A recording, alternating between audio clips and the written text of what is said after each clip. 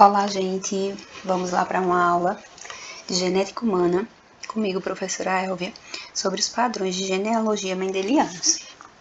Então, primeiro de tudo, a gente tem que entender o que é o termo genética.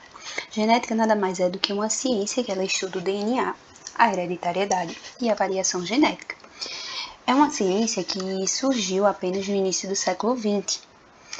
E com o advento das tecnologias, hoje ela pode ser analisada a nível molecular, de acordo com as ômicas.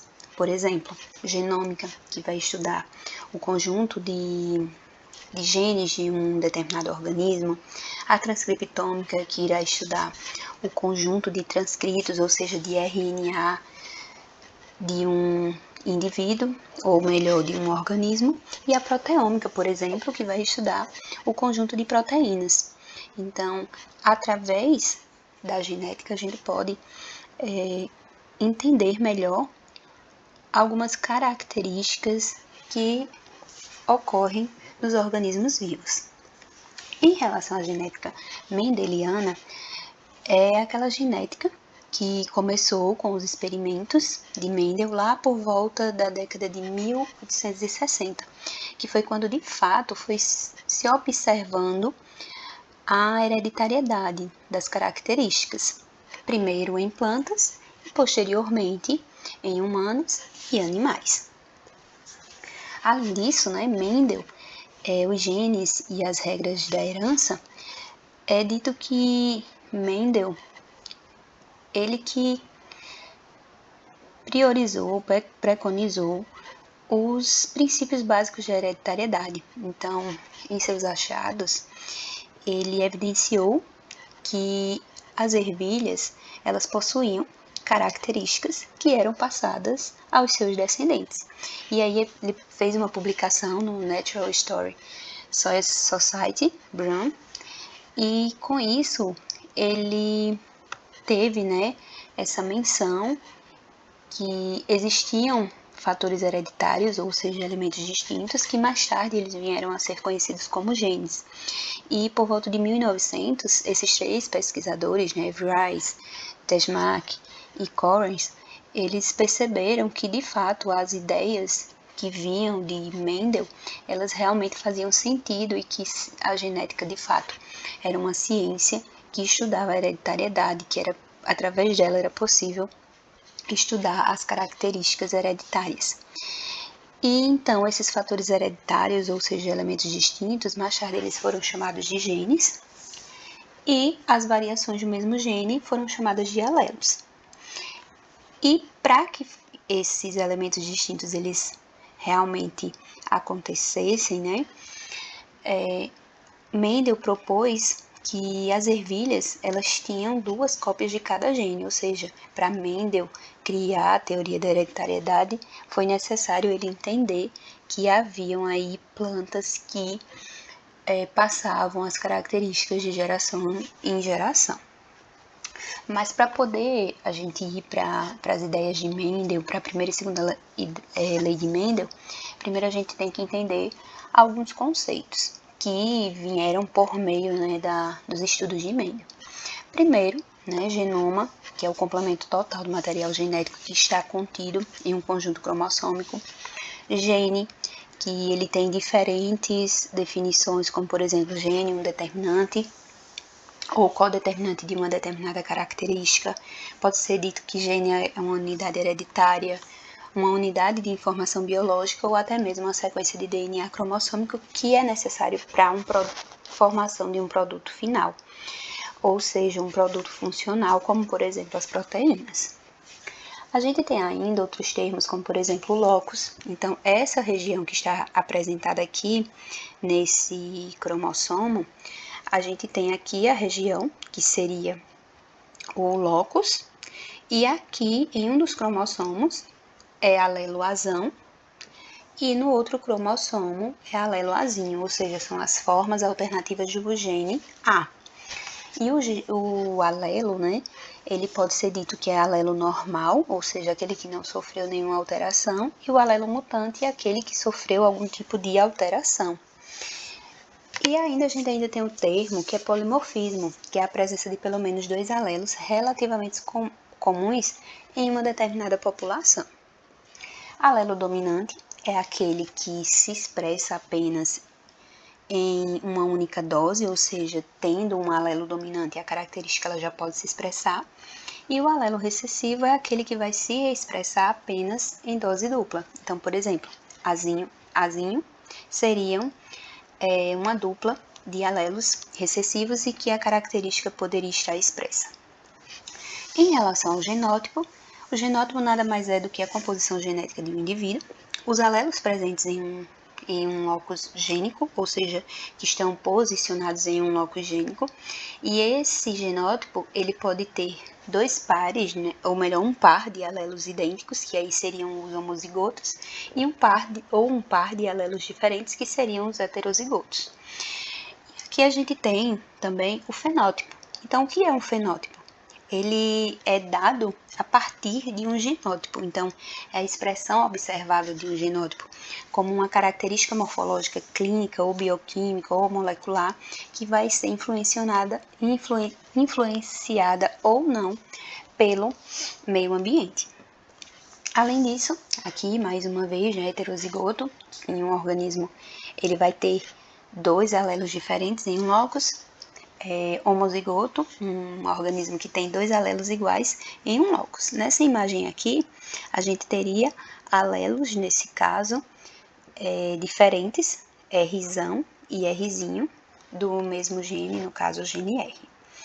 Aqui nós temos o cariótipo, que é o conjunto de cromossomos que um indivíduo possui, que o organismo possui.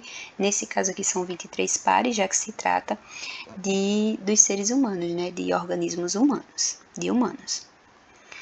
E a dominância, o que seria a dominância? É quando existem 2 alelos diferentes em um genótipo e o traço que é codificado, que é apresentado ou observado, ele é determinado pelo alelo dominante. E aí a gente vai para o cruzamento monohíbrido, ou seja, a primeira lei de Mendel ou o princípio da segregação. Então, Mendel, ele precisou analisar ervilhas para poder entender que existiam características que eram observadas, mas que elas iam mudando ao passar das gerações. Então, o primeiro cruzamento dele ele fez com sementes lisas, homozigotas, e com sementes rugosas, homozigotas. E aí, no primeiro cruzamento, toda a geração, que foi chamada de F1, né? Então, toda essa geração, ela obteve sementes lisas.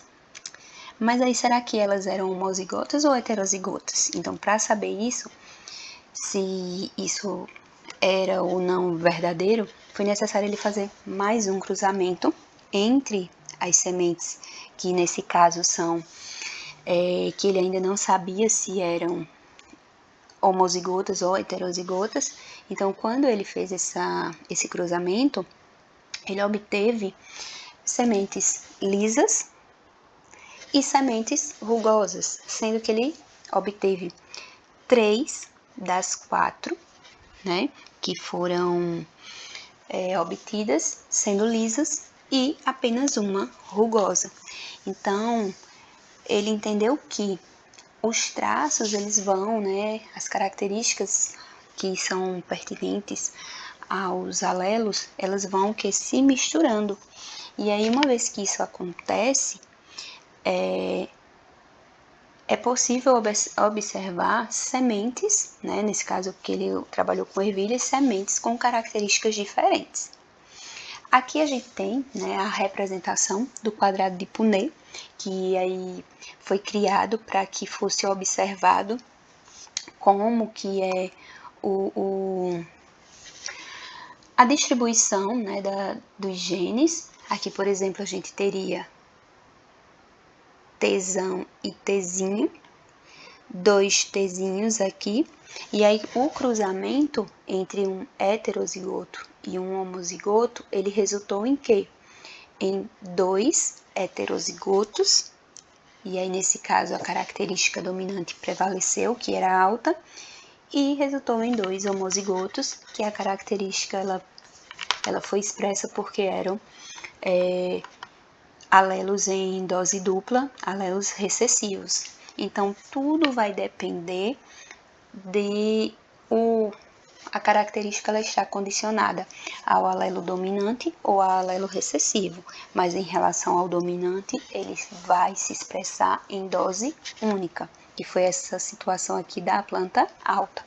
E em relação à planta baixa, era necessário ter os dois alelos recessivos. Aqui a gente tem um panorama geral do que pode ser apresentado, que nesse caso, pensando na razão fenotípica e nesse caso na genotípica. Então, para cada 4 descendentes, pensando nesses genótipos aqui heterozigotos, por exemplo, teriam 3, de 4 sementes, ou melhor, descendentes, 4 deles, 3 eram dominantes e apenas um recessivo. Ou ainda poderia ser a razão de 1 para 1, se caso fosse um heterozigoto e o outro homozigoto recessivo. E aí ficaria meio a meio. Então, tanto poderia ter descendentes, metade dos descendentes serem dominantes e metade recessivos. E a prole, Em relação à prole, tudo vai depender dos genótipos, dos genitores. Então, se é azão-azão versus azão-azão, todos dominantes. Se for recessivo versus recessivo, todos recessivos. Se for dominante versus recessivo, todos heterozigotos. Se for dominante versus heterozigoto, que aí nesse caso teria um dominante aqui, então todos seriam dominantes, mas não quer dizer que todos seriam homozigotos. E aqui seria a razão genotípica. Então, a razão genotípica está relacionada ao genótipo. E aqui nesse caso a gente teria azão-azinho versus azão-azinho. E aqui a gente teria 1 para 4 dominante, metade, seria heterozigoto e 1 para 4 recessivo. E assim por diante. Então, tudo vai depender do genótipo para poder entender quais são os genótipos dos descendentes. Então, tudo depende do genótipo do genitor. E o cruzamento de híbrido? O de híbrido, como o próprio nome nos remete, ele passa a colocar 2 características diferentes e ver como que elas se segregam. Então, por exemplo, sementes lisas e amarelas, sementes rugosas e verdes. Então, a combinação ela resultaria em quê?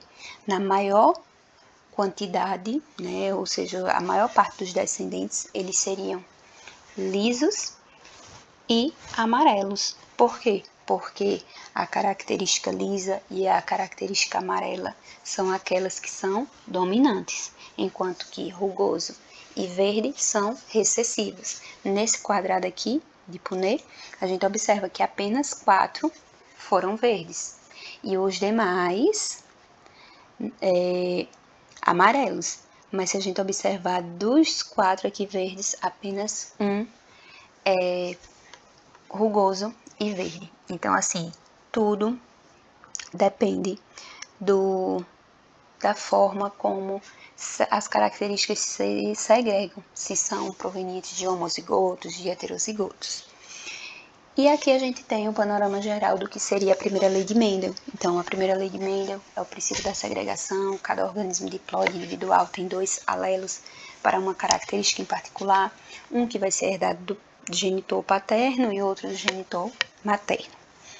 Em relação à segunda lei de Mendel, o princípio da segregação independente, os alelos estariam em diferentes loci e se separariam independentemente um do outro, que foi o que aconteceu com as cores e o aspecto das ervilhas, que era um exemplo e um organismo vivo mais fácil de manusear, digamos assim, de cultivar.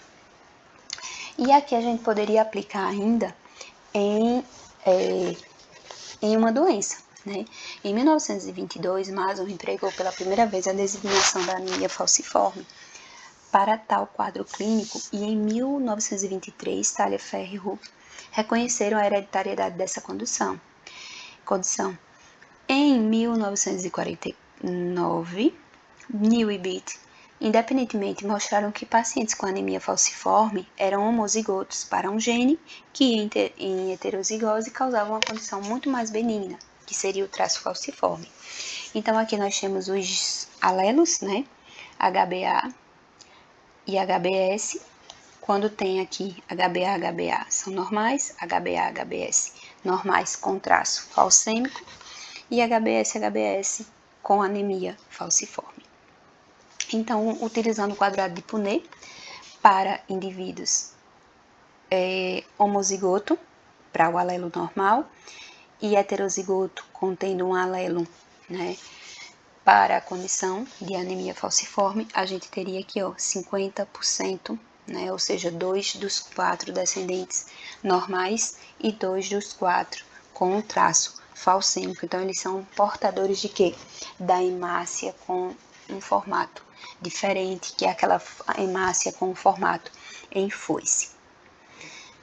E aqui, um cruzamento entre heterozigotos, a gente teria um indivíduo normal, 2 heterozigotos e um indivíduo com a característica recessiva.